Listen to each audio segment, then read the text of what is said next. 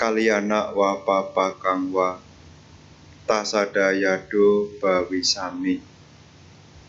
Perbuatan baik maupun perbuatan buruk, perbuatan itulah yang akan kuwarisi.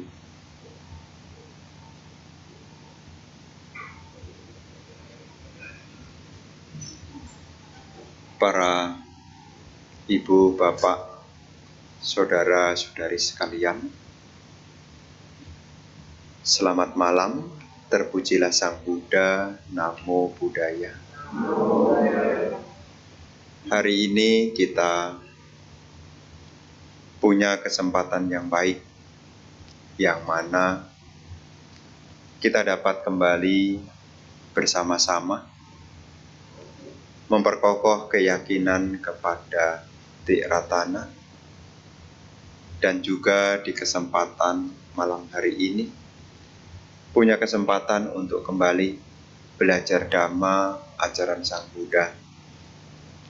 Para bapak dan ibu, saudara-saudari sekalian, tentu kita belajar Dhamma tidak lain agar kita dapat terbebas dari penderitaan.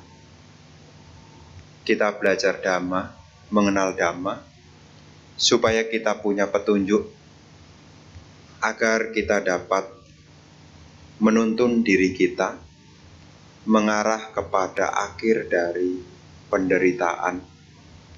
Kenapa ini saya sampaikan?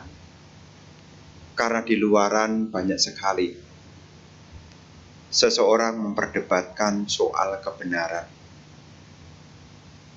mengklaim dan menganggap apa yang diyakini adalah benar, sehingga di masyarakat timbul semacam rebutan benar. Kemudian kita yang umat Buddha kadang-kadang tidak berani menyuarakan, sebetulnya ajaran Buddha ini benar enggak ya? Biasanya umat Buddha ini paling silent, paling diem, paling calm kalau urusan hal demikian. Hal ini perlu saya sampaikan dalam rangka supaya ibu bapak punya keyakinan yang kuat, terkhusus kepada apa yang diyakini, yaitu ajaran Buddha.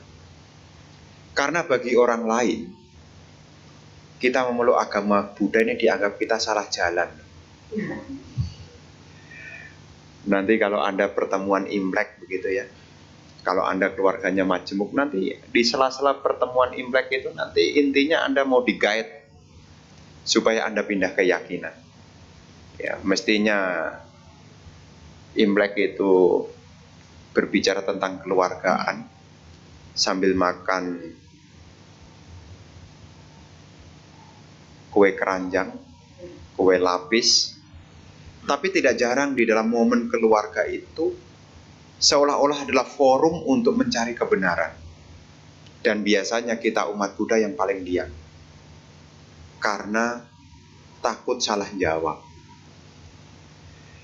Dalam rangka apa ini Bante sampaikan? Supaya ibu bapak yang sudah punya keyakinan agama Buddha timbul keyakinan. Karena tak jarang di antara umat Buddha itu ragu-ragu dengan yang diyakini. Apakah benar ajaran Sang Buddha ini?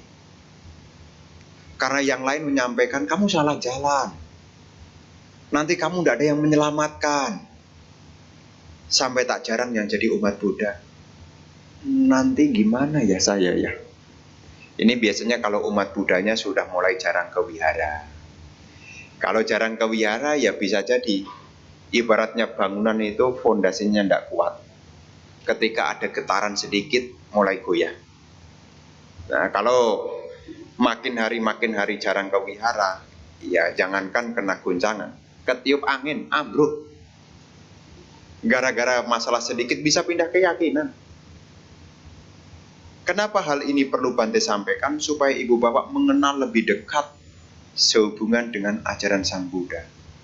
Karena di luaran mengatakan yang paling benar. Bahkan tak jarang ya menuduh kita ini salah jalan. Apalagi biasanya umat Buddha identik disamaratakan, kamu nih salah nih, penyembah berhala. Masih enggak kalimat begitu? Masih enggak? Masih.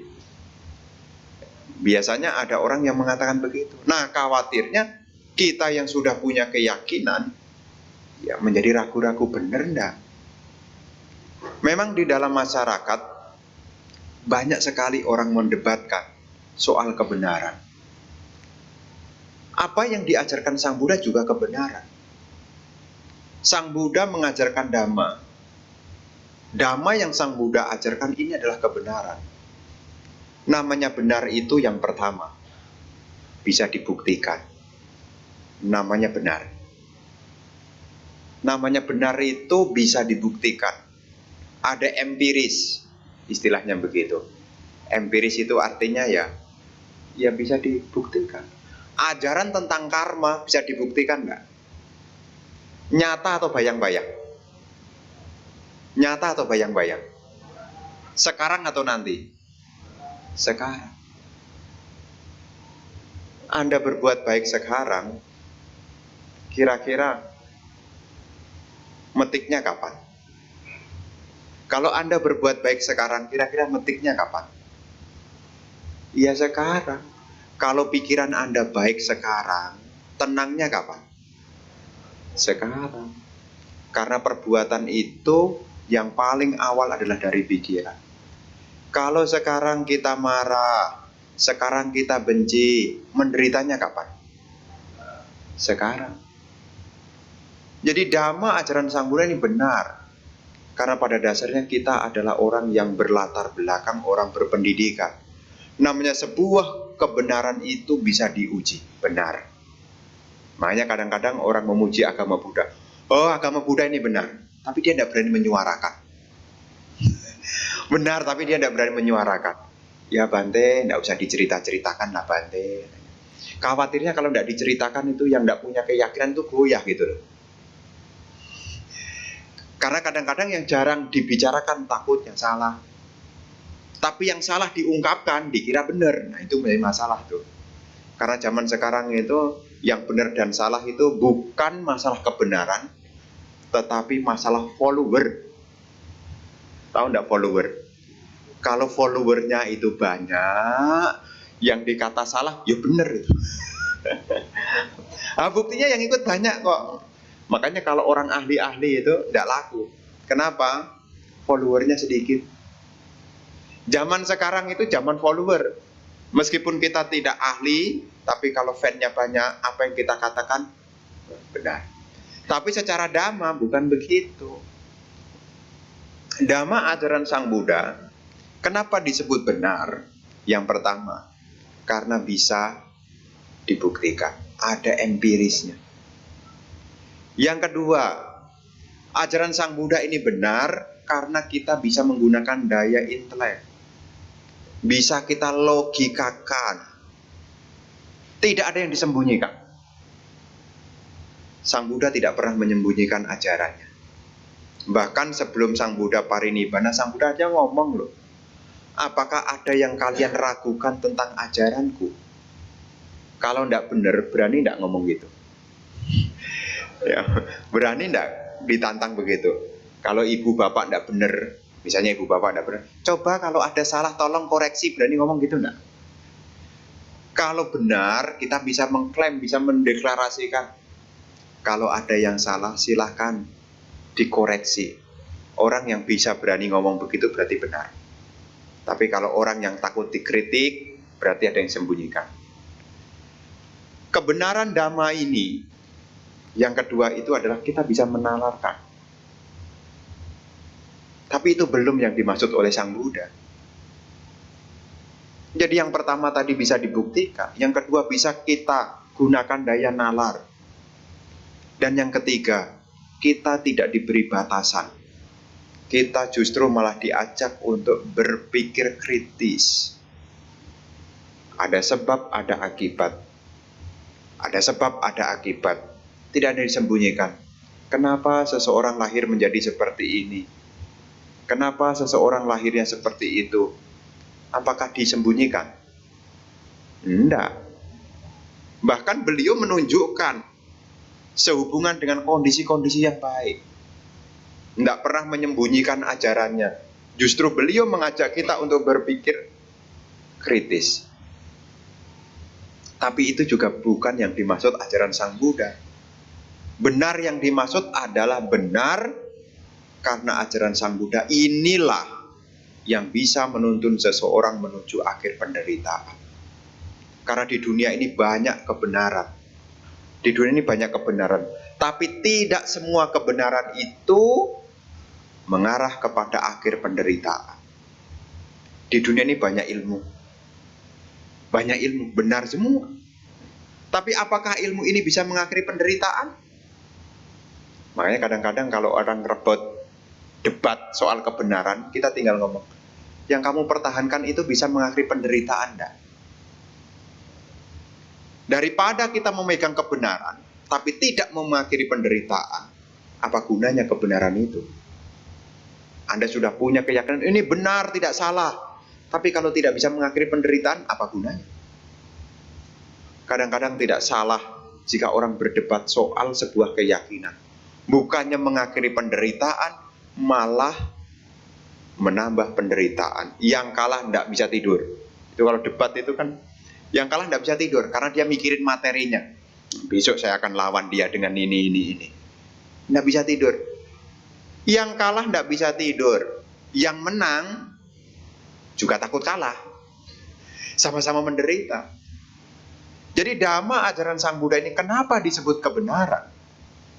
Karena ajaran Sang Buddha ini sebagai petunjuk jalan mengakhiri penderitaan. Dasarnya di mana, Bante?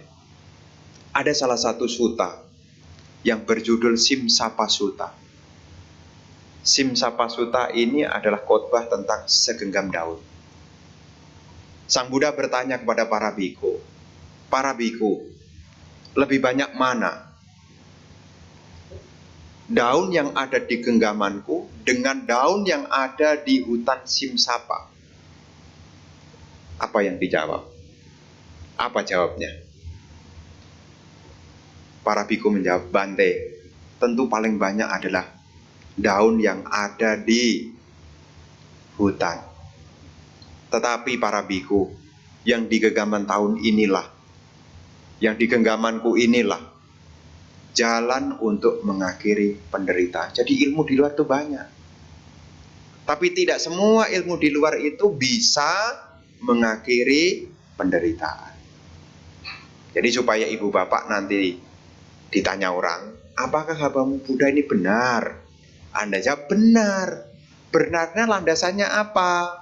Bukan sekedar intelektual, bukan sekedar bisa dibuktikan, bukan sekedar mengajak kita berpikir kritis, tapi kebenaran dhamma ini sebagai petunjuk untuk mengakhiri penderitaan.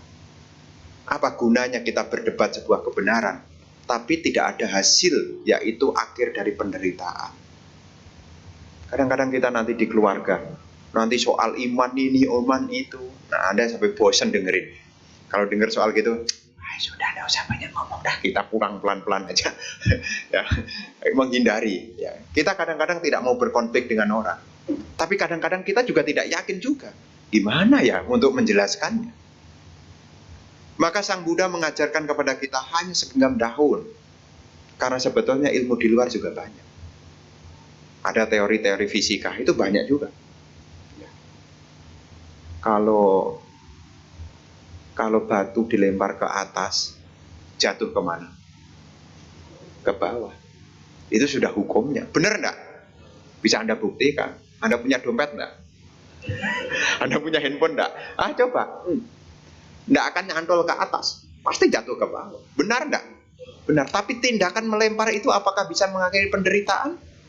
Enggak bisa. Teori Archimedes. Gimana bunyinya? Di mana ada dorongan, di situ ada tekanan. Itu yang dipakai untuk membantu orang cuci mobil itu. Hidrolik gitu loh.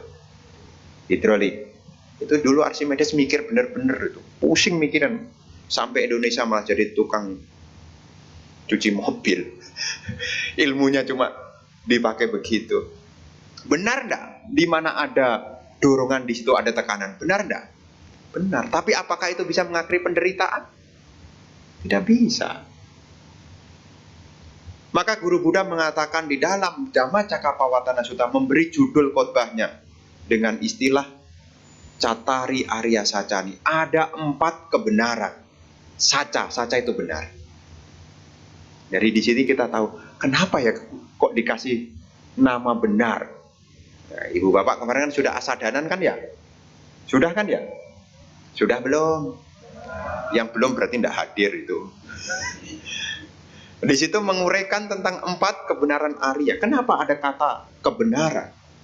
Karena kebenaran itu berbicara jalan menuju akhir penderitaan. Karena kalau tidak bisa mengakhiri penderitaan, apakah bisa dibilang benar?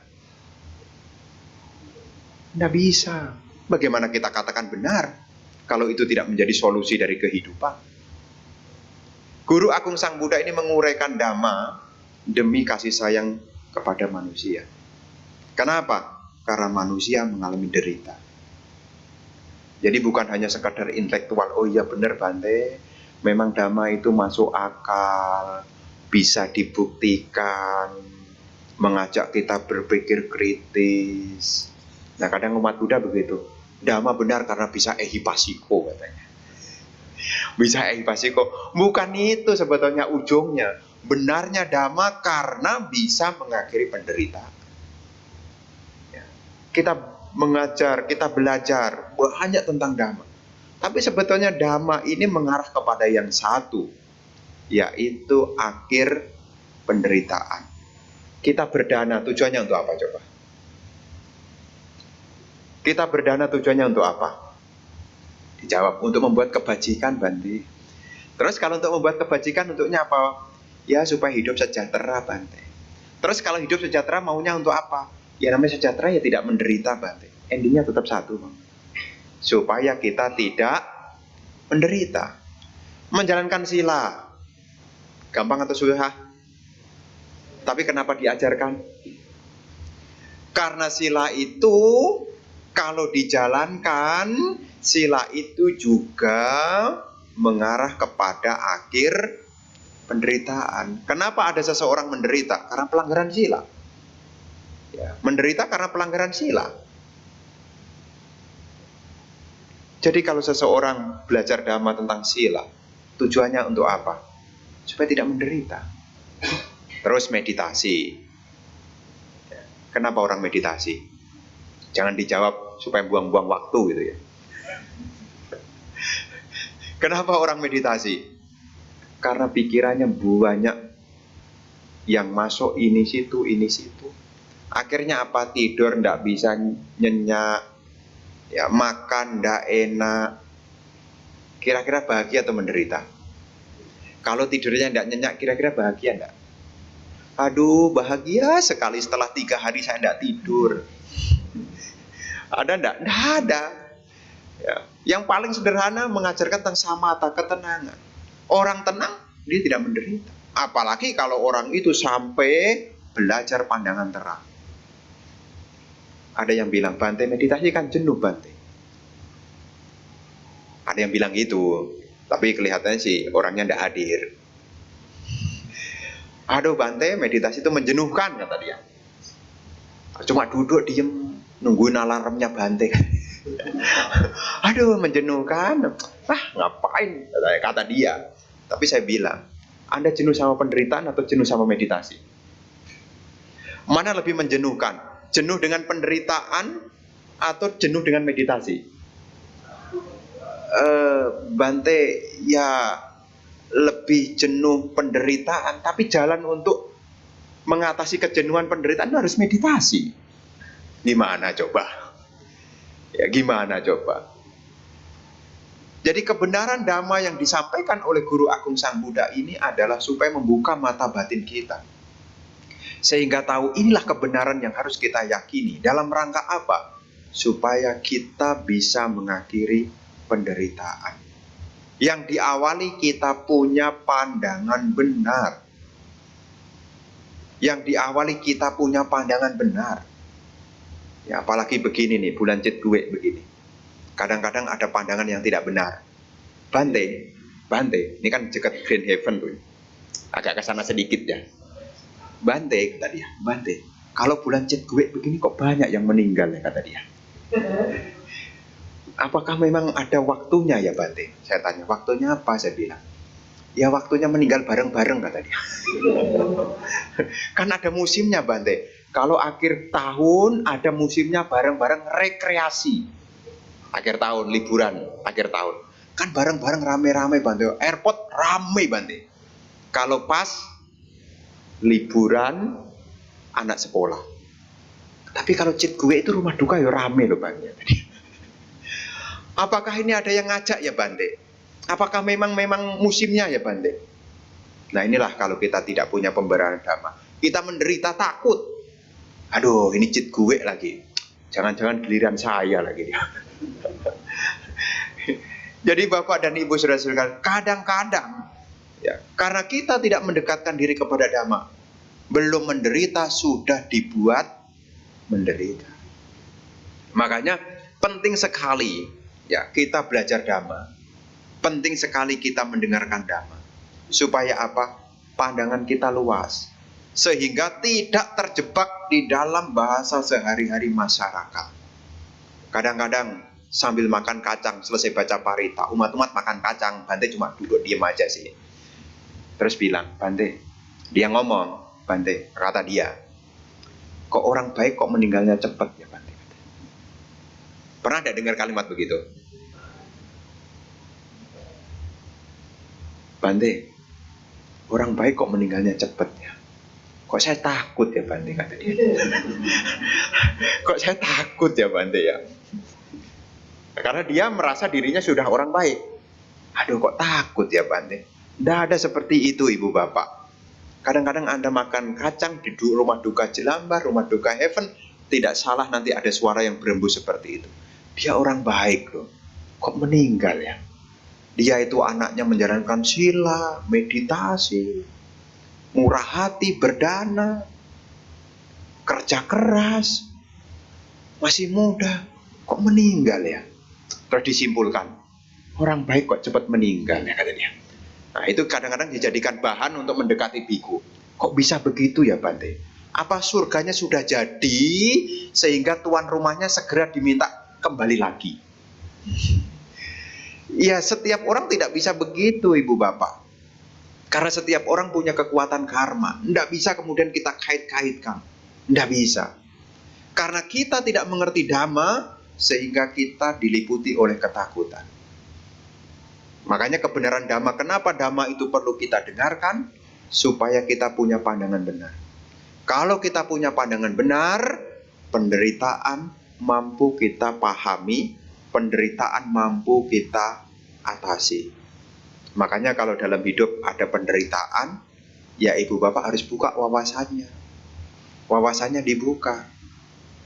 Makanya dhamma yang diajarkan oleh Sang Buddha ini tidak ada yang disembunyikan.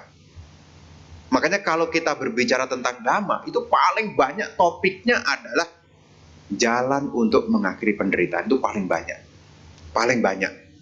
Di berbagai sutta manapun kalau Anda baca, itu bermuara menuju yang satu. Nah sekarang kita kan posisinya kan menderita. Tapi kenapa kita tidak mendekatkan diri kepada dhamma? Ah Bante, kita kan perumah tangga. Kita sibuk di toko, kata dia. Nantilah Bante doakan ya Bante, supaya saya jadi orang kaya. Biasanya kan begitu kan. Kok tidak pernah ke wihara, Cik? Oh, ya Bante, kita mesti buka toko Bante, harus banyak berusaha. Ya, supaya kaya Bante. Nanti kalau kaya, nanti saya rajin ke wihara. Bante doain ya. Tapi perlu diingat tuh Bapak Ibu. Kalau Anda punya uang, ya, Anda kalau punya uang, ini hari apa nih? Hari Sabtu malam Minggu. Ini Anda punya uang. Uang Anda lebih. Kira-kira Anda datang ke sini enggak?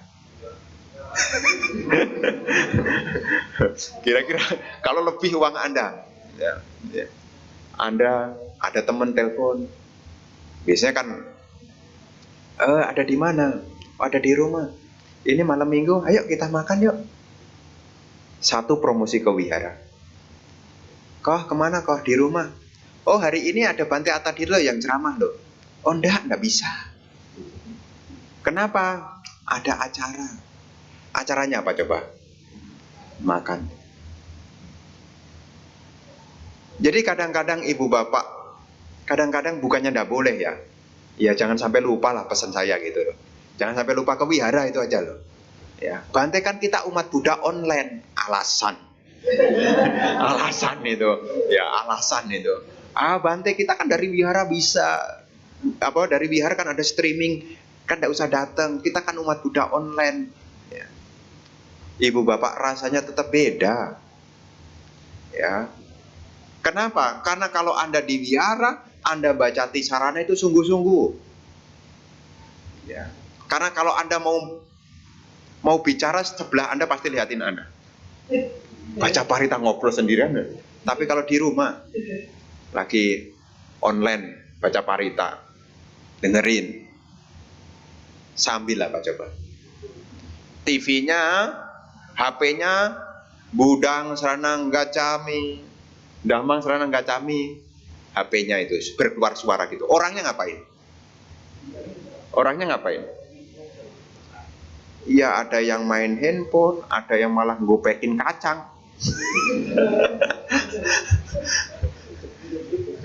Jadi Bante berpesan apa? Kita belajar Dhamma adalah belajar tentang kebenaran.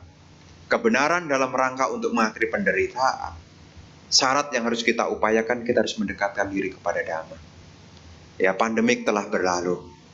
Jangan sampai kita dengan motivasikan umat YouTube, umat online. Khawatirnya kekuatannya kurang. Ya, kurang. Kenapa? Karena secara emosi itu tidak dapat.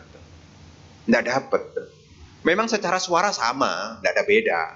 Ya, selama jaringannya tidak terganggu sinyal, tetap sama. Ya, tetap sama, tapi secara emosi tetap beda. Makanya Bante berpesan ya, yang dekat-dekat sini. Ya, kalau Anda datang ke sini, suasananya berubah. Mungkin di rumah suasana sedang tidak enak sama suami istri, sampai wihara, ya pasti berubah. Minimal tenang. Tapi tenang tidak dicurigai. Tapi kalau di rumah tenang, jadi curigai. Ini sakit hati. Ya. Jadi disinilah waktunya. Makanya kita belajar Dhamma ibu bapak. Ini supaya kita kembali. Kenapa hal ini perlu saya sampaikan? Supaya Anda hidup di tengah-tengah kemajemukan. Anda punya keyakinan bahwasanya apa yang saya yakini adalah sebuah kebenaran. Ciri dari kebenaran yang saya yakini adalah petunjuk menuju akhir penderitaan.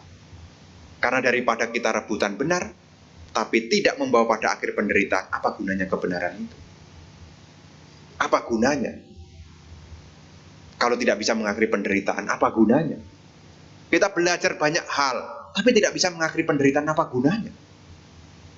Anda sekolah macam-macam naik grade-nya, hanya dalam rangka untuk mencari rezeki. Tapi tidak bisa mengakhiri penderitaan, apa gunanya? Kalau dalam hidup ini tidak pernah mendengar Dhamma, apakah kehidupan akan datang ketemu Dhamma? Kalau kehidupan sekarang tidak ketemu Dhamma, apakah kehidupan yang akan datang ketemu Dhamma? Tidak mungkin. Tidak mungkin. Siapa yang berjodoh dengan Buddha Gautama? Karena dahulunya adalah orang-orang yang sudah pernah berasosiasi, pernah berhubungan. Demikian pula kita yang akan datang.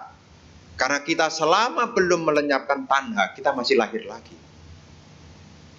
Dan kelahiran yang akan datang, kita juga akan tetap bertemu dengan Dhamma.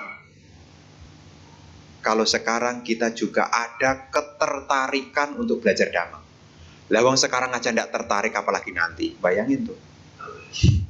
Lawang sekarang aja tidak tertarik, apalagi nanti. Lawang yang sekarang tertarik aja masih ragu-ragu. Masih ragu-ragu kok. Makanya penting bagi kita supaya kita terbuka wawasannya. Apakah pengertian benar secara ajaran Sang Buddha? Benarnya karena bisa menuntun kita menuju akhir penderitaan.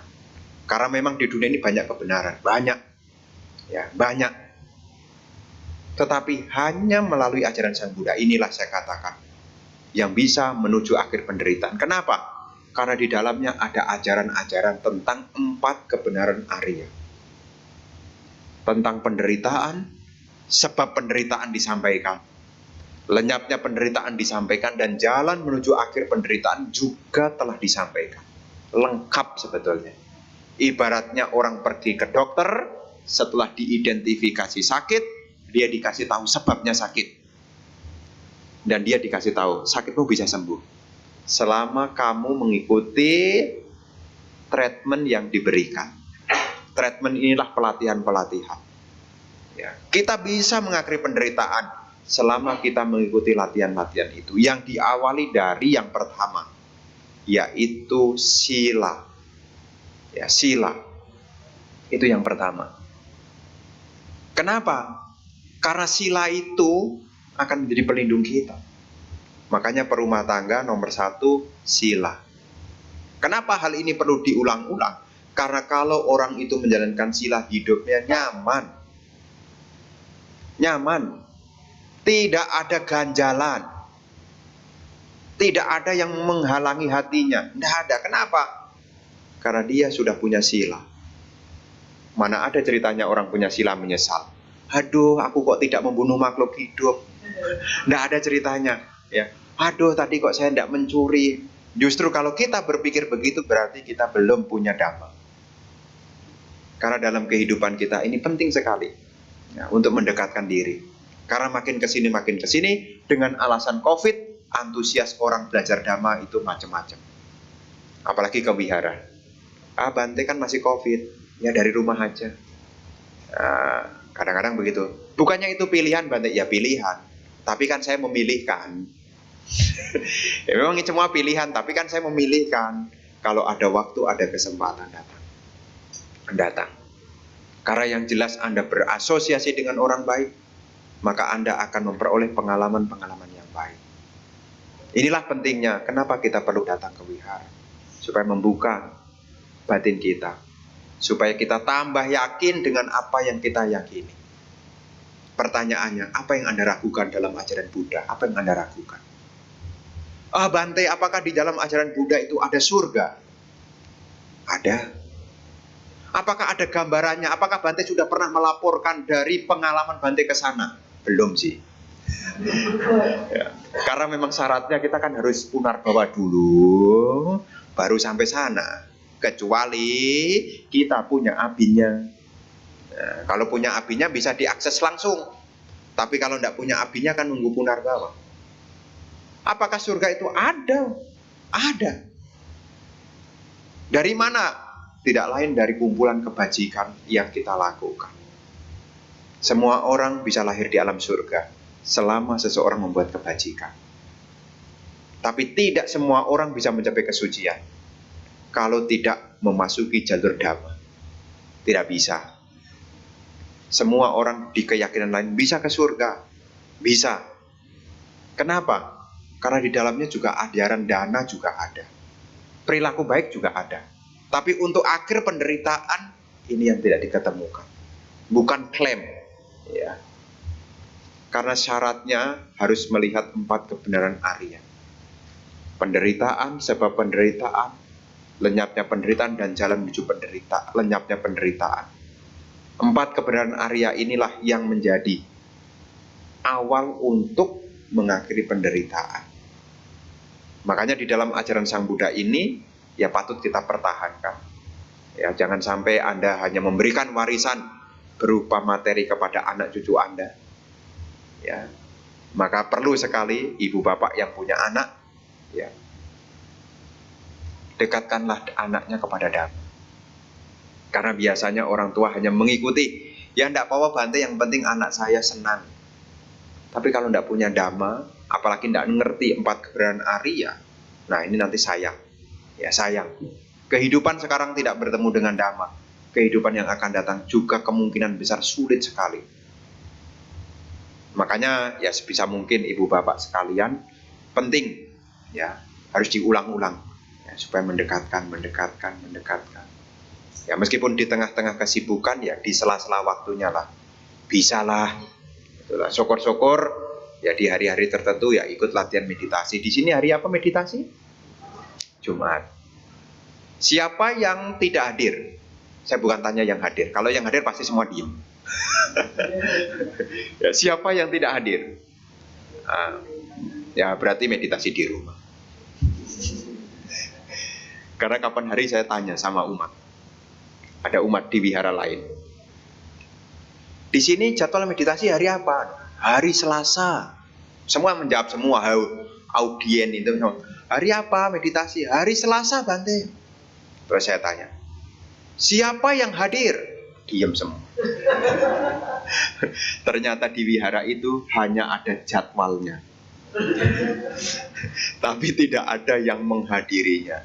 Nah, di sini sudah dikondisikan. Ya, hari Jumat. Ya, kemarin ya hari Jumat. Ya, dekatkan. Karena kalau nunggu Anda sadar, kelamaan. Lah, Bante kan damai ini sadar, Bante. Tapi kalau sadar untuk melakukan meditasi ini kelamaan. Anda benar-benar termotivasi meditasi kapan? Kalau Anda sudah sampai di sini. Karena orang meditasi itu benar-benar. Kalau nunggu kesadaran itu kelamaan. Makanya kadang-kadang Bante paksa. Mau meditasi sekarang atau meditasi nanti? Nanti aja, Bante. Nanti tidak akan bisa kalau sekarang tidak dimulai. Kadang-kadang saya ulang-ulang begitu. Kenapa? Karena dengan kita belajar Dhamma, terkhusus latihan meditasi, ya ini penting ya Bapak Ibu. Karena ini menjadi aksesnya untuk ke kehidupan yang akan datang soalnya. Kalau Anda keluar negeri itu butuh tiket. Ya. Kalau Anda ke kehidupan yang akan datang, kira-kira mau alam yang bagus atau alam yang tidak bagus? Bante, saya tidak mau lahir kembali. Boleh sih, selama Anda sudah mencapai arahat. Selama Anda belum mencapai arahat, Anda akan lahir kembali. Kira-kira nih, kita bermain peran. Kira-kira, kan kita tahu tanha masih ada. Di mana ada tanha, di situ ada kelahiran lagi. Nah, kira-kira mau ke alam mana? Alam bahagia atau ke alam yang tidak bahagia? Bante, saya mau ehipasiko. Kayak apa sih panasnya neraka? Kayak apa sih Bante laparnya di alam peta itu? Semua orang pasti pengen lahir kembali di alam yang baik. Kalau bukan lahir di alam manusia, lahir kembali di alam surga. Tapi syarat untuk sampai di sana, itu harus punya akses berupa pikiran terakhir mesti tenang. Itu diingat-ingat. Pikiran terakhir harus tenang. Karena kalau kita tenang, yang muncul adalah cuti cita, gambaran batin yang bagus-bagus. Nah, nanti, ya jangan bilang gini, nggak usah nyenggol sebelahnya. Tuh dengerin mak, nggak usah ngomong gitu ya. Tuh dengerin mak, udah tua, tuh dengerin tuh mak. Enggak, karena urusan meninggal itu enggak ada urusannya tua dan muda itu ya. Ya, jadi enggak ada urusannya. Karena sewaktu-waktu bisa terjadi. Tapi sebelum itu, yang paling penting adalah akses terakhir itu jangan sampai kita kehilangan ketenangan. Nah, supaya kita tenang bagaimana? Inilah gunanya kita latihan meditasi. Demi apa? Demi diri sendiri supaya tidak menderita. Karena kita masih lahir kembali masalahnya. Ya, meskipun kita mengatakan, aku tidak mau lahir lagi, Bante, tetap lahir, masih ada tanah. Gimana mau? Gimana tidak bisa, masih ada tanah. Makanya ini penting digugah dan direnungkan baik-baik. Ya, meditasinya kapan nih? Ya, lihat tangannya, telapak tangannya dilihat. Kapan ngajak motor Anda? Kan yang ngajak motor Anda ini kan tangan Anda. Tidak mungkin tangan begini motor jalan sendiri kan tidak mungkin tuh. Tidak mungkin. Setir Anda, ya kalau kaki kan ngikutin, tapi kan yang berperan kan. Kalau mobil kan setirnya, kalau sepeda motor, saya tanya, kira-kira Anda ajak ke Pluit Village atau ke Damasuka Pluit? Sama-sama, lokasinya Pluit semua soalnya. ya. Anda ke sana juga punya waktu, ya ke sini harus punya waktu. Ya, ajak tangan Anda. Ya, Anda punya tangan, dikasih tahu. Ingat ya, Jumat malam saya order dari sekarang. Ya, PO namanya, pre-order. Jadi jauh-jauh sudah dikasih tahu. Hari Jumat malam, tangan kanan dan tangan kiri sepakat ya. Ya, ayo ke wihara. Ya. Untuk apa latihan meditasi? Karena biasanya orang kalau meditasi, berapa pesertanya di sini? Kalau hari Jumat? Tuh, tuh. Berapa? 10? 20-an. 20-an itu maksimal. Kalau paling sepi berapa? Saya tanya paling sepi. 5. Tuh. Makanya kenapa yang lahir di alam surga sedikit? Kenapa coba? Itu contoh sederhananya udah kelihatan tuh. Yang melatih pikiran dengan tenang sedikit. Bagaimana ya, aksesnya menuju alam bahagia? Ya, maka sebisa mungkin ya ini diingat. Ya. Karena Sang Buddha mengajarkan Dhamma itu demi kasih sayang, bukan mencari follower, apalagi mencari subscriber. Ya. Sang Buddha mengajarkan Dhamma untuk membantu kita supaya kita bisa mengakhiri penderitaan. Karena Dhamma itu ya memang bermuara ke sana. Ya. Tidak mencari follower, bukan mencari pengikut.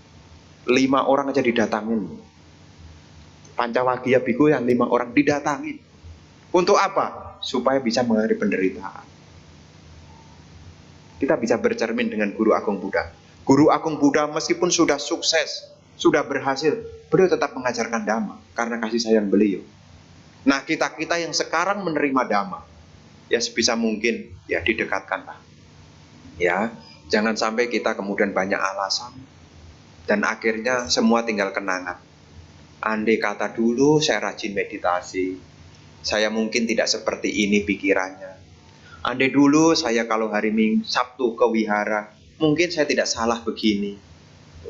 Kan kadang-kadang bisa muncul tuh. Karena kalau malam itu kan antara terang dan gelap banyak mana kalau malam. Kalau malam terang sama gelap banyak mana? Banyak gelap, hati-hati. Hati-hati. Ya, karena dunia gelap itu promosinya lebih kenceng. Ya, promosinya lebih kenceng. Ya. Ya, kapan hari saya lihat tuh. Saya kapan hari cerita di tempat yang lain. Saya kalau hari Sabtu minggu keempat ada jadwal reguler ngisi ODM di Kelapa Gading. Ada salah satu perjalanan itu, sepanjang jalan itu, saya ngitungin papan bunga itu. Banyak sekali. Mulai dari belakang Arta Gading sampai ujung.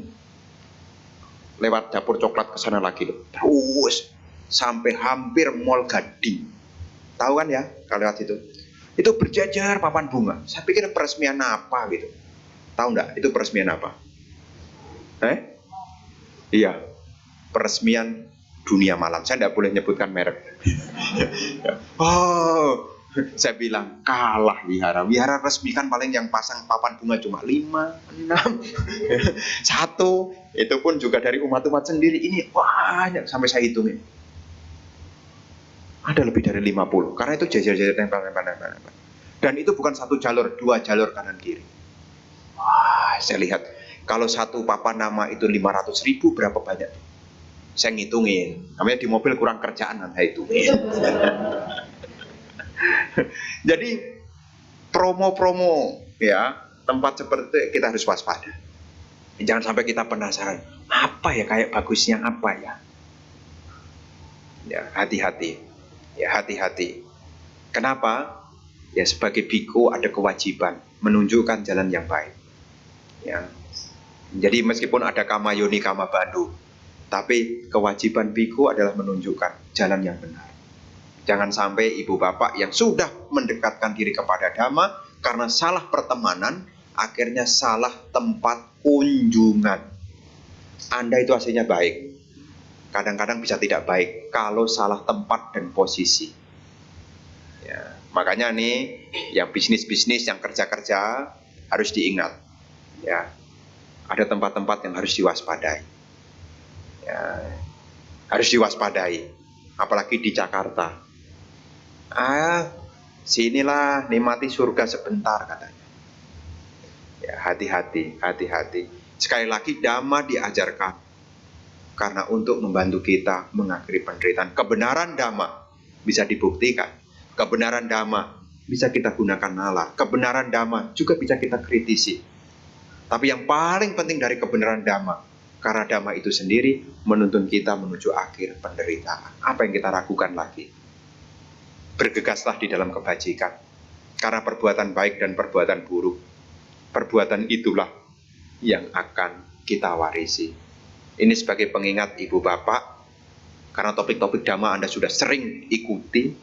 Ini hanyalah sifatnya pengingatan kembali, supaya Anda terinspirasi datang ke wihara, belajar dhamma, praktek dhamma. Anda ingat tujuan yang paling mulia, yaitu mengakhiri penderitaan. Nah, mungkin ini yang ingin Bante sampaikan. Ya, terima kasih atas perhatiannya. Semoga apa yang Bante sampaikan bisa memperkokoh keyakinan Anda kepada Tiratana, mendorong Anda untuk terus semangat di dalam praktek dhamma, hingga akhirnya dapat merealisasi nibbana. Sabe sata bhavantu sukhitata, semoga semua makhluk hidup berbahagia.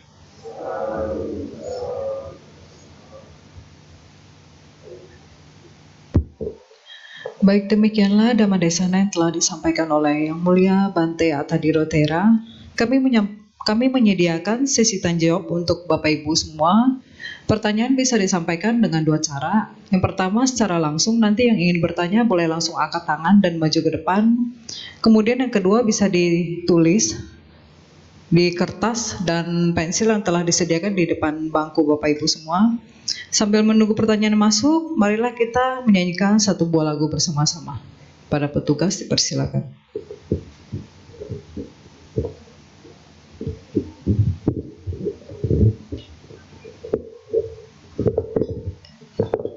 Bapak Ibu, mari kita nyanyikan lagi sebuah lagu Bijaksanalah pada halaman 67.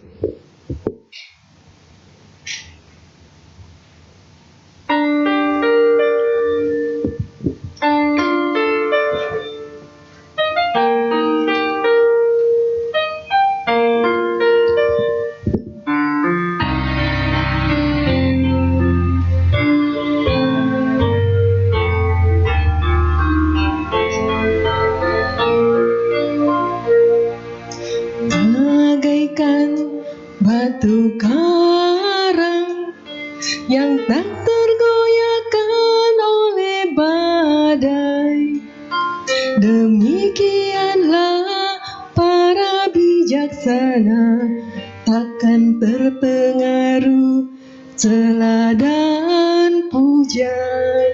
Awija sumber penderitaan, oleh pujianku terlena, oleh celaan sakit hatiku, semua datang silih berganti.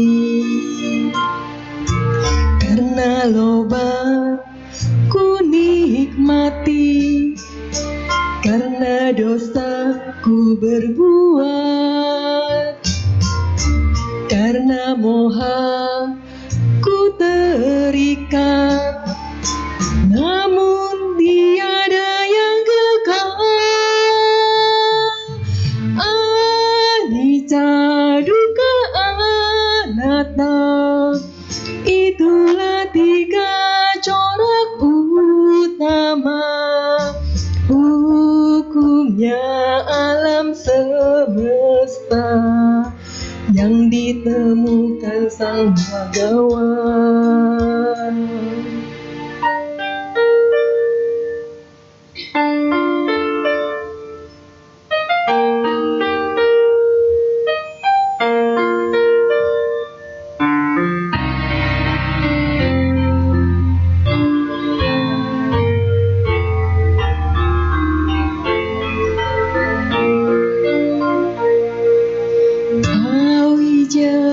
Sumber penderitaan, oleh pujianku terlena, oleh celaan sakit hatiku, semua datang silih berganti. Karena loba ku nikmati, karena dosa ku berbuat, karena moha ku terikat, namun tiada yang kekal. Anicca dukkha anatta, itulah tiga corak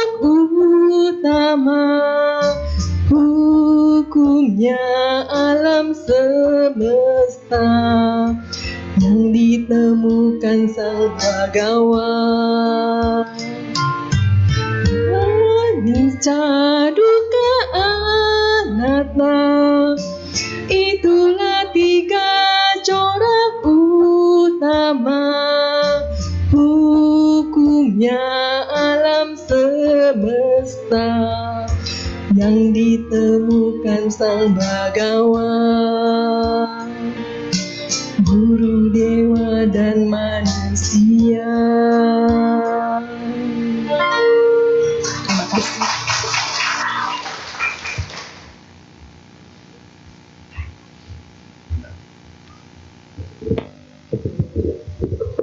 Baik, untuk Bapak Ibu yang ingin bertanya secara langsung, boleh langsung tunjuk tangan.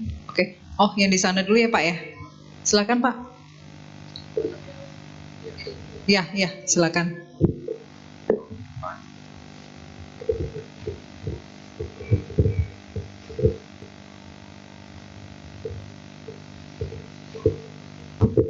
Malam Bante, saya Kumara Wijaya, Sotioto, Namo Buddhaya.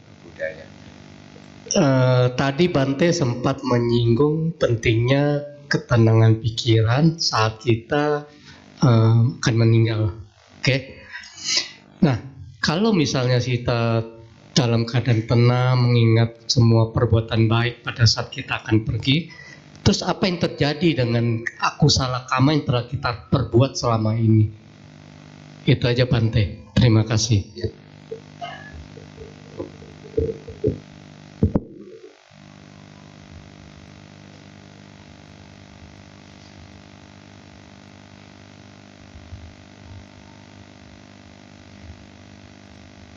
Ya, biar duduk dulu bapaknya. Ya, saya menangkap dari apa yang tadi ditanyakan. Kalau kita saat detik-detik terakhir kita punya ketenangan, maka ketenangan ini akan menjadi kondisi yang baik, munculnya kusala. Lantas bagaimana dengan akusala? Ibu bapak saudara-saudari sekalian, cita jarupa, cita akan melahirkan rupa. Jadi rupa kita bergantung dari cita terakhir kita, pikiran kita seperti apa. Untuk urusan karma yang buruk ya masih berbuah. Tetapi sebagai start awal kita sudah punya modal yang baik. Ya, jadi cita jarupa, cita akan melahirkan rupa. Ya, rupanya seperti apa tergantung citanya. Makanya seseorang punya rupa itu ya bentuk. Itu tergantung dari cita terakhirnya. Kalau citanya terakhir itu marah-marah, kalau jadi manusia, itu kurang enak dipandang. Kenapa? Karena cita ini diliputi dengan kondisi yang tidak baik. Nah, rupanya ya jadinya seperti itu. Makanya ada salah satu penjelasan di dalam Culaka Mawibangga Majjhima Nikaya. Kenapa ada yang rupawan, kenapa ada yang buruk rupa? Itu ada di sutta judulnya Culaka Mawibangga. Itu disampaikan di situ bahwasanya seseorang yang rupawan karena dia ketika melihat orang lain berbuat baik, dia punya kecenderungan yaitu gampang turut bahagia. Tapi kenapa orang itu buruk rupa? Salah satunya dikatakan di sana adalah iri hati. Iri hati itu bahasa sekarang itu nyinyir. Nyinyir. Nah, karena pikirannya itu seperti itu, maka melahirkan rupa seperti itu. Makanya cita jarupa menjadi start awal. Karena untuk lahir itu pasti manusia punya rupa. Jadi sebelum kita berproses ini, rupa yang kita miliki itu tidak lepas dari selain kama ada cita. Ya, selain kama itu ada cita, pikiran kita. Karma tetap ada, tapi start awalnya sudah bagus. Itu loh, start awalnya sudah bagus. Ya, jadi start awal itu penting. Nanti lahir di keluarga bagus. Tapi untuk urusan nanti karma buruk ya tergantung. Kalau sudah lahir kan bisa salah pergaulan juga. Kalau salah pergaulan, mengkondisikan karma-karma buruk berbuah. Anda sekarang sebetulnya yang hadir di sini sebetulnya dulu rupanya itu bagus loh. Dulu. Makanya bisa di sini. Tapi untuk urusan kehidupan Anda sehari-hari itu dibentuk oleh lingkungan dan pergaulan. Ya. Dengan siapa Anda bergaul, lingkungan apa yang Anda hadapi, jadilah Anda. Karena untuk lahir sebagai manusia pasti punya kualitas pikiran yang baik. Kan ada yang tanya, loh Bante katanya lahir jadi manusia itu kan sulit, tapi banyak yang lahir manusia. Tapi kok perilakunya buruk? Awalnya statnya bagus. Tapi setelah lahir, dia dapat lingkungan yang tidak bagus, dapat pergaulan yang tidak bagus. Karena pada dasarnya manusia bisa dibentuk loh. Kalau pengen merubah seseorang, sukar, pindah tempatnya. Jadi kalau punya anak agak bandel, Bante saya sudah sadarkan tidak bisa berubah. Bisa. Suruh ikut Pak Baja Samanera. Langsung dicabut dari tempatnya. Biasanya keluyuran, sekarang tiap hari. Berubah. Ya, berubah. Ya, dicabut. Dulu marah-marah, sekarang Nobel Silent. Mau marah? Ingat loh ya pesannya Nobel Silent. Dicabut dari tempatnya, berubah. Jadi kembali ke pertanyaan tadi, lantas bagaimana dengan aku salah? Tetap ada mengikuti. Tapi untuk start awalnya, itu Anda sudah punya satu kemenangan kondisi bagus. Ya, kondisi bagus. Jadi kalau lahir manusia, nah sudah karma baik nih, berbuah nih, lahir jadi manusia. Untuk berikutnya tergantung kekuatan karma. Dengan siapa Anda bergaul, lingkungannya seperti apa. Nah itu untuk berikutnya. Apakah aku salah? Ya tidak tahu. Ya, kita tidak tahu. Tapi start awalnya sudah bagus. Itu pentingnya. Kenapa di saat-saat terakhir itu, ya kita perlu. Ada salah satu orang Tisarana. Saat terakhir dia Tisarana. Budang Saranang Gacami, Dhammang Saranang Gacami, Sanggang Saranang Gacami. Dia Tisarana. Supaya apa? Dia ingat tentang kebaikan. Ya, ingat kebaikan. Nah, kalau ingat kebaikan, nah pikirannya tanpa keraguan-raguan. Dia tutup usia dalam kondisi tenang. Dan kalau diceritakan, ceritanya bagus. Dulu mak itu tutup usia baca Tisarana 3 kali. Diceritakan gimana? Enak enggak? Ngomongnya Anda percaya diri atau ragu-ragu? Anda ceritanya pasti kesana kemari. Bagus nih meninggalnya nih. Sebelum meninggal Tisarana. Tapi kalau beda lagi, gimana dulu? Jangan ngomong-ngomong. Kenapa? Panggil-panggil terus. Nggak tenang. Ya nggak tenang. Jadi urusan tadi ini berkaitan dengan nanti kelahiran. Tapi kalau sudah lahir, ya aku salah masih ada. Terbukti kita lahir jadi manusia. Apakah yang berbuah cuma karma-karma baik saja? Nggak kan, beraneka ragam kan? Dipuji karma baik berbuah, dicela karma buruk berbuah. Mendapat karma baik berbuah, kehilangan karma buruk berbuah. Apa kita mendapat terus? Apakah kita mendapat terus? Enggak juga. Naruh sandal, keluar sandalnya hilang. Hanya di Dammasuka aja yang ke wihara sandalnya enggak hilang. Karena di bawah. Karena di bawah. Ya. Jadi itu pentingnya ya. Itu pentingnya kenapa? Ya pikiran terakhir. Supaya kita punya stat yang bagus. Di zaman Sang Buddha itu ada istri dari Raja Pasenadi. Raja Pasenadi punya istri. Siapa namanya? Ratu Malika. Betul. Soalnya saya lupa siapa namanya. Makanya saya tanya tuh. Ya. Ratu Malika. Ratu Malika itu saat-saat terakhir, nah, pikirannya kurang bagus. Karena dia dihantui rasa bersalah berupa berbohong kepada Raja Pasenadi. Pikirannya gelisah. Jatuh di alam menderita 7 hari. 7 hari. Tapi Sang Buddha ditanya sama Raja Pasenadi. Selama 7 hari Sang Buddha, sekarang bukan waktunya pertanyaan itu. Bante, di mana istri saya lahir? Sekarang bukan waktunya bertanya itu. Nah setelah hari ke-7 baru disampaikan. Kenapa Sang Buddha menyampaikan seperti itu? Supaya Raja Pasenadi keyakinannya kepada Dhamma tidak berkurang. Jadi itu salah satu contoh ya, orang baik kalau pikirannya tidak baik ya jatuh di alam menderita, tapi sebentar. Nah kalau orang jahat pikirannya baik, Bante, bagaimana? Ya lahir di alam baik tapi sebentar juga. Sebentar juga. Kan ada case by case. Tidak ada kebetulan di dunia ini. Baru lahir, ya lahir gitu. Ada yang belum lahir. Jadi manusia sih. Tapi umurnya cuma sebatas kandungan. Ya, hanya sampai di kandungan, tidak sampai lahir. Jadi bukan salah ibunya, bukan salah dokternya. Memang kekuatan karmanya memang segitu. Jadi ada kekuatan karma. Mestinya dia lahir di alam manusia, tapi kekuatan karmanya tidak support. Ya, kadang-kadang orang tua, aduh salah dokternya, salah ibunya. Tidak ada yang salah. Itu tidak lepas dari kekuatan karma. Kita tahu Bante Siwali. Bante Siwali itu ya dalam catatan itu adalah salah satu orang yang paling lama di kandungan.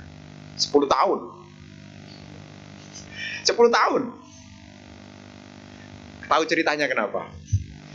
Karena di masa lampaunya dia pernah menjadi anak, kemudian dia disingkirkan. Setelah dia mengangkat diri menjadi raja lagi, dia mengepung. Wilayah itu tidak dikasih makan. Sebagai akibatnya dia terkurung di dalam rahim ibunya. Itu tidak ada yang kebetulan juga. Jangan bilang, oh Bante mungkin zaman dulu tidak ada operasi sesar kali. Tapi itu juga tidak lepas dari kekuatan karma juga. Meskipun lahir kembali, karma baiknya, kusalanya begitu luar biasa. Karena salah satu murid Buddha yang tidak pernah mengalami kesusahan.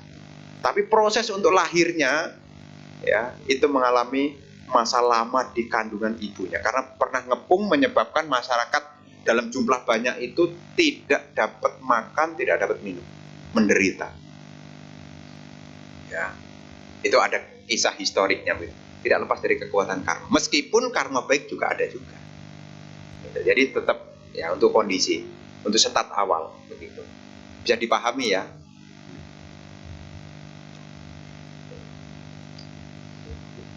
Baik, untuk pertanyaan kedua boleh langsung Pak.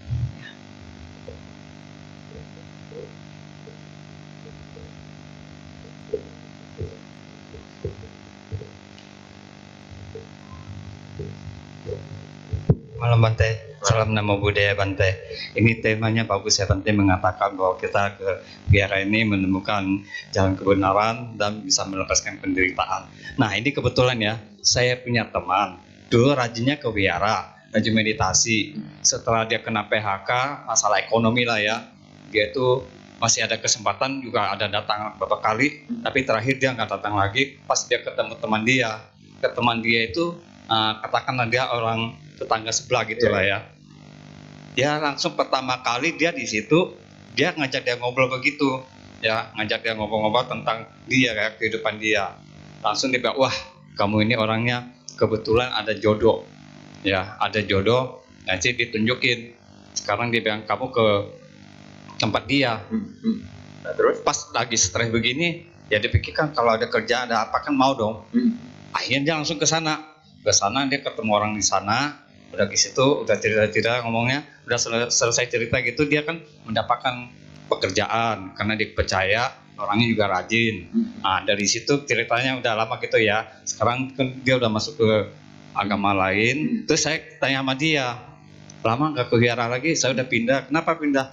Dia bilang, kamu tahu nggak penderitaan di dunia ini ya lebih hebat daripada dia kan nggak paham tentang Buddhis, dia bilang penderitaan yang akan datang punya. Soalnya kenapa? Kalau sekarang saya menderita, keluarga saya menderita begitu, gimana maksud meditasi masa tenang? Sekarang saya udah, kamu lihat sejak saya ke sana mereka perhatiin. Setelah itu saya bisa berbuat baik, bisa bakso segala ikutin begitu, karena kehidupan yang nyata, penderitaan yang nyata punya bisa dihilangkan sekarang ini juga. Jadi bingung kita mau jawab ini Bante.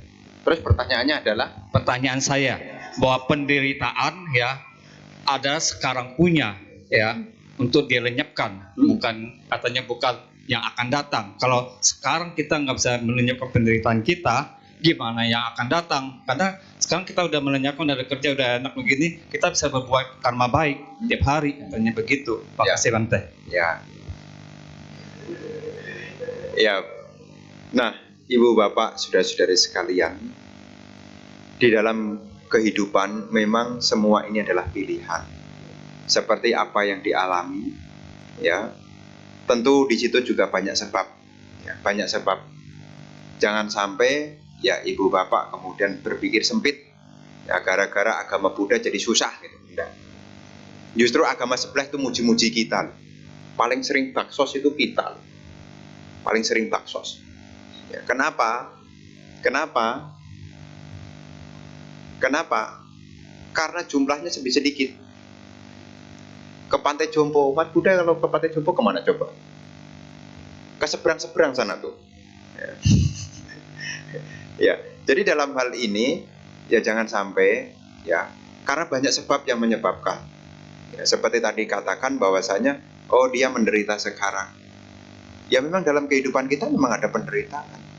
Kemudian, nah ini kan dia menderita sekarang, ya tidak hanya nanti, sekarang juga udah menderita. Karena dalam kehidupan sekarang ini salah satu yang mengambil peran besar di masyarakat itu ekonomi. Itu paling tidak bisa dipungkiri, ekonomi. Ya, ekonomi. Ya. Tapi perlu Ibu Bapak pahami, untuk mendapatkan ekonomi itu juga butuh persiapan, butuh skill. Ya, jangan sampai kita hanya berpikir, kan saya sudah rajin dana makan Bante. Nanti kan pasti kaya Bante, ada skillnya juga. Ya seperti ya menambah pengetahuan, keterampilan, membangun relasi itu juga perlu diupayakan. Ya, kecuali Anda jadi biku cukup meditasi terus. Nanti ada yang kirim makan. Ya. Tapi intinya ya harus punya skill, harus punya skill. Kemudian sehubungan dengan yang tadi, kan dia pindah. Ya pindah itu pilihan. Gitu loh. Pilihan. Tapi kan level orang kan beda-beda gitu loh. Ya, level orang kan beda-beda.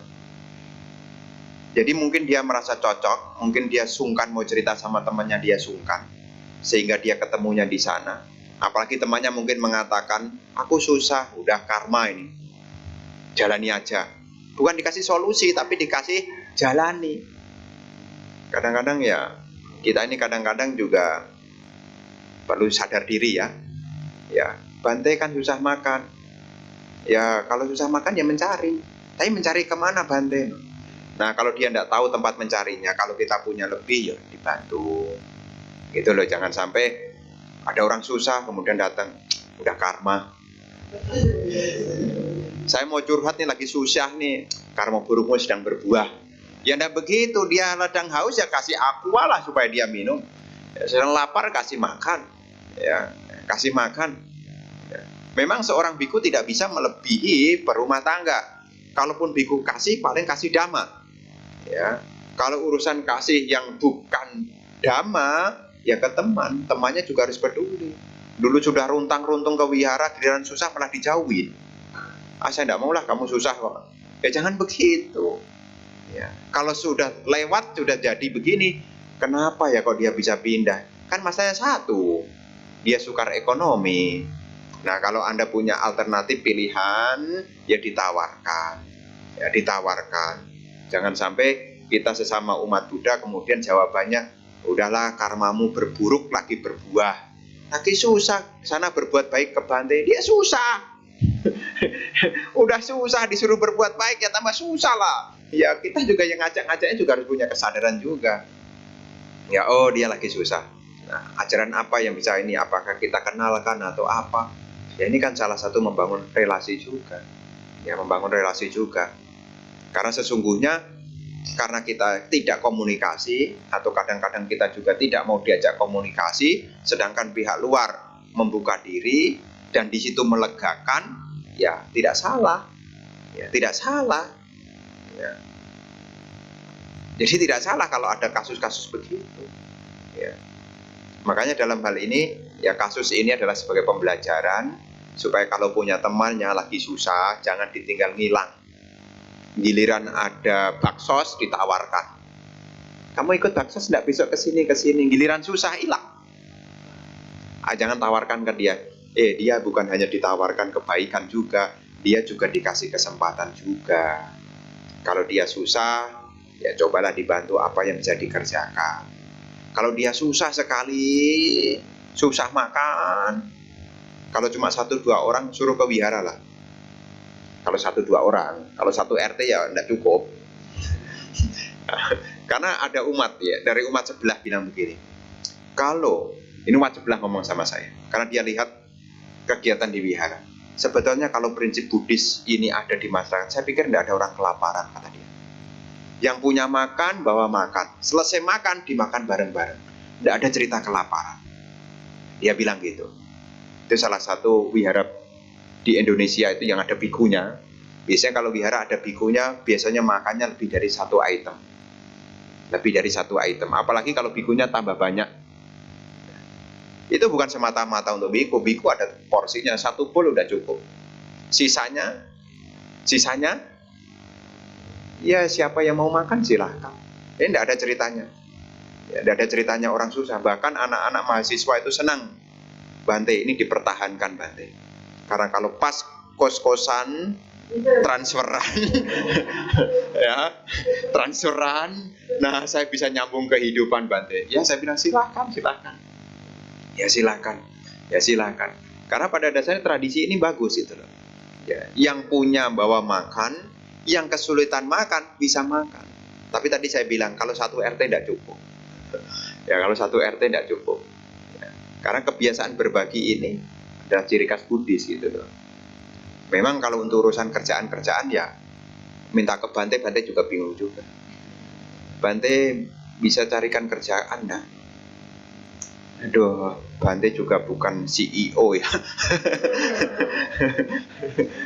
Jadi saya mau carikan kemana? Saya paling alternatifnya kita coba tanya temennya, ada kenalan nggak? Coba tanya. Paling gitu Bante. Bante kasih kerjaan apa? Biasanya kerjaannya Bante itu nggak ada uangnya. Kerjaan ayo kita pergi ke rumah duka baca parita. Ya teman-teman lah yang nanti kalau ada kasus begini yang ini teman-teman lah yang membantu ya, gak supaya apa ya saling bantu membantu lah. Tapi harus diingat kalau sudah dikasih kepercayaan, tolong kepercayaannya jangan disalahgunakan ya. Kadang-kadang orang sudah dikasih kepercayaan kemudian malah kepercayaannya disalahgunakan, jadinya orang bosan, takut memberi kesempatan kepada orang lain. Carikan kerja pada orang, ternyata orangnya males-malesan. Terus yang punya usaha nyindir, kamu salah bawa orang ya. Jadinya yang bawa-bawa begitu. Makanya saya kapan hari juga ditanya orang, Bante tidak ada kerjaan. Saya tidak tahu CV kamu, saya bilang. Kamu hasilnya rajin atau males? Saya bilang. Oh Bante, saya kan tamatan ini pengalamannya ini. Rajin atau males? Karena CV bisa diketik. Tapi kebiasaan harus di lapangan. Soalnya tidak tahu nih, soalnya nih hubungannya dengan saya punya trust masyarakat ini gara-gara bawaannya Bante Atadhiro. Saya tidak mau kasus-kasus begini, tidak mau. Ya, tidak mau. Ya, kalaupun kamu memilih, ya itu pilihan kamu. Ya, karena untuk saya tidak dapat apa-apa tapi kecipratan kan tidak enak. Tidak enak. Jadi dalam hal ini ya kasus ini sebagai pembelajaran, kalau ada teman-teman yang susah, ya diajaklah, kalaupun perlu ya dikarikan jalan keluarnya gimana. Karena ekonomi itu masalah yang sangat vital di kota besar. Nah, kalau di desa masalah ekonomi nomor sekian. Karena kalau tidak ada yang dimakan, masih ada singkong, masih ada sayur, masih ada tetangga. Kalau di kota, sayur-sayur itu tidak ada lagi udah. Makanya ini penting. Ya yang punya teman-teman, dan Anda harus punya kejujuran, itu yang penting juga. Karena kejujuran itu nomor 1 di dalam bermasyarakat ya. Karena trust itu adalah faktor utama. Nanti diingat nih, trust itu nomor 1, kepercayaan nomor 1 ya. Duit kurang bisa ditambahkan, tapi kalau orang sudah tidak bisa dipercaya, gimana mengembalikan? Susah sekali. Susah sekali. Kalau sudah tidak bisa dipercaya, sekian dan terima kasih. Tidak ada episode berikutnya. Ya, Baik, kita mulai pertanyaan tertulis. Selamat malam, ada Bante. berapa? Ada berapa? Dua. Namo Buddhaya, maaf Bante, saya mau bertanya manfaat dari berdana makan pagi atau berdana makan siang kepada anggota sangga. Ya, nomor 2. Namo Buddhaya, Bante izin bertanya terkait kehidupan berulang. Yang pernah saya ketahui, kehidupan pertama semua makhluk itu terjadi karena hukum alam, bukan karena karma, karena belum ada kehidupan sebelumnya. Apakah Bante punya penjelasan lebih lanjut terkait ini, atau ada penyebab lain makhluk bisa terbentuk? Terima kasih Bante. Ya, untuk yang pertama, apa manfaat kita berdana makan?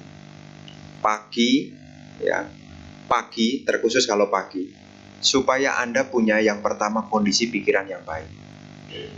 Kalau Anda datang berdana makan pagi hari, itu adalah untuk mengkondisikan yang jelas pikiran yang pertama dan pikiran yang baik. Karena pagi hari adalah awal hari. Nah, kalau pagi hari itu kita awali dengan pikiran yang baik, sisanya adalah kebaikan. Tapi kalau pagi, ya sudah moodnya kurang bagus, ya berikutnya jadi tidak bagus. Nah, dengan kita datang ke wihara, ya, tapi ya disesuaikan dengan kemampuan. Jangan sampai Anda melebihi kemampuan, endingnya penyesalan jangan sampai. Ya. Jadi harian gajinya 100.000, yang dibelanjakan untuk dana makan pagi sudah 50.000. Namanya tidak, ya, tidak sesuai. Kenapa? Takutnya setelah Anda berdana Anda nyesel. Dan penyesalan itu akan menciderai kebaikan yang Anda lakukan. Jadi buah dari kalau kita berdana pagi, yang jelas yang nyata, itu adalah pikiran kita baik yang pertama. Karena ketika kita mempersembahkan dana makan pagi, ya di situ pikiran kita sudah terkondisi baik. Karena kalau tidak pikirannya baik, tidak mungkin ke wihara pagi-pagi. Tidak mungkin. Urusan nanti memetik yaitu kesejahteraan sebagai buahnya, itu belum kelihatan. Tapi yang jelas kelihatan Anda sudah mengawali pagi hari dengan pikiran yang baik, pagi hari dengan ketenangan. Makanya kalau dana makan ya ditata pikirannya, bukan hanya ditata makanannya di piring. Tapi pikirannya harus ditata. Pikirannya harus ditata. Kenapa? Karena awal dari segala sesuatu itu dari pikiran. Ya, dari pikiran. Kalau siang hari ya kurang lebih sama. Ya siang hari, karena mungkin dia tidak sempat bangun pagi, makanya dia dikirim makan siang. Tapi buah dari berdana adalah kesejahteraan. Itu secara hukum karmanya. Dimanapun dia berada, dia tidak mungkin kelaparan. Itu secara hukum karmanya. Dan itu tertulis di dalam kitab suci Cula Kama Wibangga. Apa pahala kalau seseorang memperoleh kekayaan? Itu dikatakan di sana. Ya, dikatakan di sana. Kemudian di suta yang lain disebutkan, orang yang memberi makanan tidak mungkin dia mengalami kelaparan. Tidak mungkin. Itu ada dalam satu suta yang ada di Samyutta Nikaya. Pertanyaan yang disampaikan kepala perumah tangga kepada Sang Buddha, Bante, para biku ini tiap hari pindah patah. Kita ini petani gagal panen, tapi para biku ini tiap hari pindah patah. Ya. Dia menyampaikan kepada Sang Buddha. Apa jawab Sang Buddha? Dalam ingatan 92 kalpa yang lampau, saya tidak pernah melihat si pemberi makan mengalami kelaparan. Jadi yang beliau sampaikan, 92 kalpa tidak pernah dilihat si pemberi makan mengalami kelaparan. Memang di dalam praktek dhamma ini, memang sila samadhipanya. Tapi yang paling awal adalah dana. Ya, kenapa? Dana itu pemberi kesejahteraan. Sedikit atau banyak, Anda harus tata, bukan hanya nata makanannya di piring. Sedikit atau banyak, pikirannya harus ditata. Jangan sampai Anda dana makan, toleh makanan sebelah. Nanti giliran Bante saya mau makan yang itu.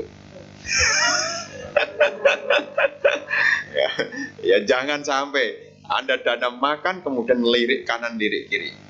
Dan ini jangan dilanjutkan. Karena itu akan menodai pikiran Anda. Ya, pikiran berupa keserakahan. Anda sudah jadi makhluk peta duluan. ya, kadang-kadang ya ada. Ya namanya manusiawi ya. Ya, weh, ada kue tio. Wah, kue tio ada capce. Ini biasanya orang sini tidak suka ini. Nanti nih setelah Bante makan saya akan lanjutkan dengan ini. Dia dana, misalnya dia dana pisang goreng. Dia dana pisang goreng. Jangan lirik kue tio goreng. Ya kita tidak tahu ini manusia ini alam bawah sadar ya. Ya, alam bawah sadar. Ya, harus disadari. Saya harus menata pikiran saya. Ketika saya menata pikiran saya, semoga kebajikan ini membawa kesejahteraan bagi saya. Harus menata pikirannya, karena pikiran adalah awal dari segala sesuatu. Pikiran adalah pembentuk, pikiran adalah pencipta. Kalau kita isi pikiran kita dengan pikiran yang baik, maka kebaikan ini menjadi pahalanya. Tapi sebelum pakai nata, tapi isinya loba. Loba itu isinya kurang. Lihat sebelahnya, hati-hati. Ya, hati-hati. Ada yang bawa udang Alaska. Ada yang bawa udang Alaska. Kapan bisa ini? Wah. Hati-hati. Ya, ini bisa terjadi loh. Kenapa saya ceritakan? Ya bisa terjadi, nama manusia itu naluri. Ya, karena pada dasarnya makhluk itu salah satunya kan demen makan. Ya, hati-hati. Maka Bante berpesan kalau Anda dana makan, mesti Anda tata pikirannya. Bukan sekedar menata makanannya. Jadi kalau mempersembahkan, sebelum Anda persembahkan, Anda kan sudah bungkus nih. Dari bungkusan dibuka. Nah, ketika dipegang, Anda punya kehendak. Ya, kehendaknya apa? Salah satunya, nah, semoga makanan ini membawa kesejahteraan di kehidupan sekarang maupun yang akan datang. Makanan ini hanyalah sarana. Yang membentuk apa? Pikiran. Saya pernah cerita ya di sini ya. Soal Bante Anuruddha, pernah cerita enggak ya? Lupa ya. Ada enggak cerita saya? Itu ada salah satu cerita Ibu Bapak, cerita menarik tentang Bante Anuruddha.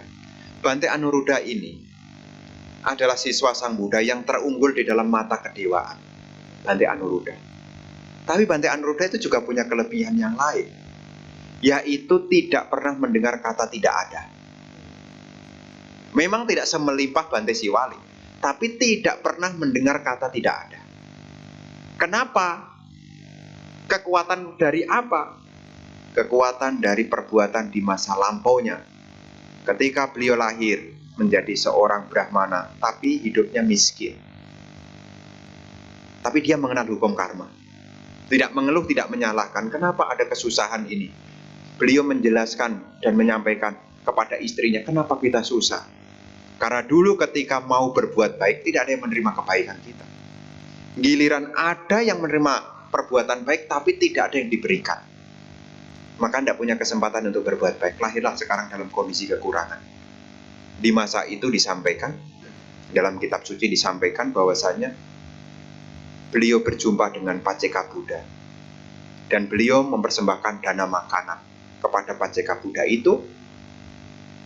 Sambil makanannya diisi ke dalam mangkok, bertekad, semoga persembahan ini harapannya dua, wishnya ada dua. Semoga saya tidak lahir di keluarga miskin dan tidak mendengar kata tidak ada. Nah, jadi yang membuat kata tidak ada ya karena sarana dana makan ini. Makanya dana itu adalah sarana. Sarana untuk apa? Membantu pikiran kita arahkan untuk apa. Termasuk kalau Anda dana lilin, kan wihara-wihara ada dana lilin biasanya. Anda kalau dana lilin itu Anda juga bisa bertekad, semoga saya memiliki mata kedewaan. Itu salah satu adhitthana yang dimiliki oleh Bante Anuruddha. Setiap kali puja pelita harapannya adalah semoga punya mata kedewaan. Makanya Anda belajar meditasi tidak dapat mata dewa kan? Ya bisa jadi dulu Anda tekadnya bukan itu kali. Ya, tapi Bante Anuruddha punya itu karena ada latar belakangnya. Jadi kalau Anda dana makan, pahalanya apa? Tergantung pikiran kita. Tapi Bante berpesan yang baik-baik. Karena kebajikan itu mengabulkan keinginan masalahnya. Takutnya itu yang buruk gitu loh. Apa ada Bante keinginan buruk bisa terwujud? Ada. Apa perlu saya ceritakan? Ada. Ada keponakan dari Anathapindika.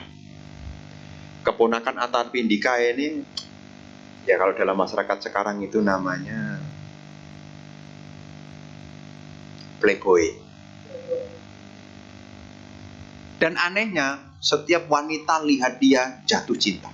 Bukan dianya jatuh cinta pada wanita. Setiap wanita lihat dia jatuh cinta. Jadi kalau lihat dia jatuh cinta. Di dalam cerita itu cukup agak kurang bagus juga ya. Pokoknya wanita lihat dia, pokoknya pengen ditiduri dia. Kalau giliran ketangkep, dilepaskan lagi. Keponakannya Anathapindika. Kenapa bisa begitu? Karena dia ketika berbuat baik, dia berdoa. Semoga setiap wanita yang lihat saya jatuh cinta. Nah, itu dia tuh. Itu dia tuh. Nah, jangan. Ini bikin penderitaan itu. Ya, bikin penderitaan. Hati-hati, apa yang Anda sampaikan bisa terwujud. Hati-hati. Makanya biasanya para bijak menyampaikan doanya yang bagus. Semoga hidup sejahtera, semoga bisa mengakhiri penderitaan, bertemu dengan teman-teman yang baik. Hati-hati dengan doa kita. Ya, jangan karena terbawa hawa nafsu kemudian melakukan keburukan. Jangan. Ya, jangan. Ini perlu saya sampaikan. Ya, siapa tahu Anda kemudian sakit hati, kemudian Anda wishnya begitu, hati-hati. Menderita nanti. Ya, bikinnya yang baik. Kemudian yang kedua tadi, tentang alam kehidupan. Memang di dalam ajaran Sang Buddha tidak pernah diceritakan secara detail tentang asal mula manusia pertama. Yang disampaikan adalah awal terbentuknya bumi ini. Ini ada di dalam di dalam Digha Nikaya yang berjudul Aganya Sutta. Sutta tentang asal usul. Nah, di sana cuma disampaikan ketika bumi ini hancur, bumi ini terbentuk. Makhluk yang pertama menempati bumi ini disebut sebagai makhluk Abhasara. Nah, setelah makhluk Abhasara menempati, ada sebagian makhluk Abhasara ini dia mencicipi saripati bumi. Cahayanya meredup. Disitulah awal munculnya matahari dan rembulan. Karena dulu manusia ini bercahaya. Makanya kalau Anda meditasi itu bisa keluar cahaya. Kalau Anda sampai jana itu bisa keluar cahaya. Karena Brahma itu memang alam cahaya. Alam cahaya. Nah, dari makhluk Abhasara ini kemudian mulai dengan proses yang lama, mutasi berubah jadilah kita yang sekarang. Itu ada ceritanya panjang sekali di dalam Digha Nikaya. Jadi kalau ditanya bagaimana manusia terbentuk, tidak diceritakan secara detail, hanya diceritakan secara global. Kenapa tidak diceritakan dengan detail? Lagi-lagi tadi, karena ini tidak akan membawa pada akhir penderitaan. Karena kalau Anda tahu manusia yang pertama, itu pun juga tidak akan mengakhiri penderitaan. Karena Dhamma ajaran Sang Buddha saya katakan benar, karena beliau menuntun ke akhir penderitaan. Itu yang menjadi poin pentingnya. Jadi bukan siapa manusia yang pertama. Karena Sang Buddha mengatakan sampai kapanpun kamu tidak akan pernah ketemu siapa pembuat rumah ini. Tidak akan pernah ketemu. Ada salah satu sutta yang memberi perumpamaan. Sekarang kita sedang tertusuk anak panah. Kalau sekarang kita tertusuk anak panah, pertanyaannya adalah, apakah kamu masih bertanya, siapa yang memanah saya? Racun apa yang dimasukkan ke dalam panah ini? Saya tidak mau diobati sebelum tahu siapa yang memanah saya. Apa yang terjadi? Mati sia-sia. Tapi, seperti itulah Dhamma. Kita memang tidak tahu siapa manusia pertama. Tapi sekarang kita menderita. Tugas kita adalah untuk mencabut penderitaan ini. Itu ada salah satu sutanya, bunyinya begitu. Karena kalau Anda tahu manusia pertama, tidak bisa mengakhiri penderitaan. Tapi kalau penderitaan sudah bisa Anda akhiri, Anda akan tahu sebab kelahiran itu apa. Nanti habis ini kapan-kapan request lagu pakai kemenangan. Kapan-kapan, karena sudah malam. Ada lagu Peki Kemenangan yang cukup populer. Itu sebetulnya adalah ungkapan bagaimana Guru Agung Sang Buddha dalam pengembaraan mencari siapa pembuat rumah ini, mengacu siapa yang membuat kelahiran berulang-ulang ini. Nah, beliau menemukan ternyata kelahiran ini dibentuk oleh awija dan tanha. Dengan lenyapnya awija dan tanha, maka lenyaplah kelahiran berikutnya. Itu nanti lagunya Peki Kemenangan. Itu yang dijadikan lagu sekarang itu adalah terjemahannya. Aneka Jati Sangsarang itu loh. Nah, kelahiran berulang-ulang sangat menyedihkan. Ya, aku tak menemukan siapa pembuat rumah ini. Ya, itu ada lagunya, pokoknya syairnya begitu lah. Ya, pokoknya syairnya begitu. Nanti di searching, kan punya YouTube kan. Searching lagunya Peki Kemenangan. Dalam samsara aku mencari siapa pembuat rumah ini, tapi aku tak menemukan. Nah, itu dan seterusnya. Itu sebetulnya adalah pencarian beliau. Sewaktu beliau menjadi bodhisatta, beliau pernah mendengar penderitaan ini akan berakhir kalau kamu tahu siapa membuat kelahiran ini. Tapi tidak akan ketemu. Jadi dalam hal ini memang dikatakan di dalam Aganya Sutta, nanti referensinya yang soal tentang manusia pertama tadi yang tinggal di bumi ini, ya nanti dibaca di Aganya Sutta, di Ganikaya. Sudah ada terjemahannya, ya, judulnya Aganya Sutta. Ya, jadi tidak disebutkan siapa membentuk karena tidak akan ketemu. Tapi setelah kita tercerahkan, kita akan tahu. Karena ajaran Buddha itu begini, lingkaran. Kalau lingkarannya diputus, akan tahu awal dan akhirnya. Selama lingkaran samsara ini belum kita putus, maka kita tidak akan pernah tahu. Nanti kalau ibu bapak lihat Patijakasamuppada, itu ada gambar lingkaran. Nanti ada ekor ularnya itu. Itu sampai ekor ularnya tidak kelihatan. Nah, ekor ular ini menggambarkan kita lahir berulang-ulang seperti seekor ular yang meninggalkan bungkus kulitnya itu. Kita ini kalau meninggal ini kan meninggalkan bungkus yang dikremasi di heaven itu. Itu bungkus doang itu. Ya. Kesadaran masih melanjutkan. Nanti dapat rupa yang baru. Selama belum mencapai arahat, maka ganti-ganti rupa. Ya, rupanya ganti-ganti. Ya, kalau karma baik dari alam dewa, baik sedikit alam manusia, kurang baik ya alam-alam yang ganti-gantilah. Ya, jadi menyambung pertanyaan tadi ya nanti bisa dilihat di Aganya Sutta. Tapi inti dari Dhamma itu adalah untuk membantu menuntun kita mengakhiri penderitaan. Karena benarnya Dhamma ya adalah bisa menuntun kita mengakhiri penderitaan. Bukan untuk pembuktian-pembuktian yang sukar untuk diterima. Karena ada sesuatu yang sifatnya asentia, tak terpikirkan. Apa itu? Satu, bumi terbentuk, bumi hancur. Tidak terpikirkan. Asentia. Masaknya karma, itu juga asentia. Kalau Anda berbuat baik sekarang, kira-kira nanti pahalanya yang asli datang kapan? Selain dari pikiran tadi. Tidak kelihatan, asentia. Karma masak, asentia. Terus pikiran seorang Buddha juga tak terpikirkan, asentia juga. Jadi ada 4 sebetulnya. Bumi terbentuk, bumi hancur, tidak akan terpikirkan. Karma berbuah tidak kepikirkan. Pikiran Buddha juga tidak kepikirkan. Sama satu. Satunya nanti dicari sendiri.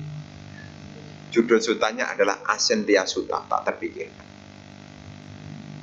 Asentia, asintia. Jadi A itu tidak, sintia tak terpikirkan. Ya dikit-dikit baca-baca Pali lah. Ya Bapak Ibu saudara-saudara sekalian, sudah malam jam 8 karena rumah saya juga paling jauh di antara ibu bapak. Ya jadi sampai ketemu di lain waktu, lain kesempatan. Terima kasih.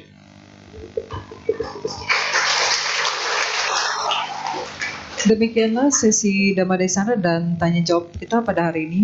Kami segenap keluarga besar Wihara Pluit Dharma Sukha dan umat yang hadir mengucapkan terima kasih kepada Yang Mulia Bante Atthadhirotera atas waktu dan kesempatannya dalam membabarkan Dharma pada hari ini.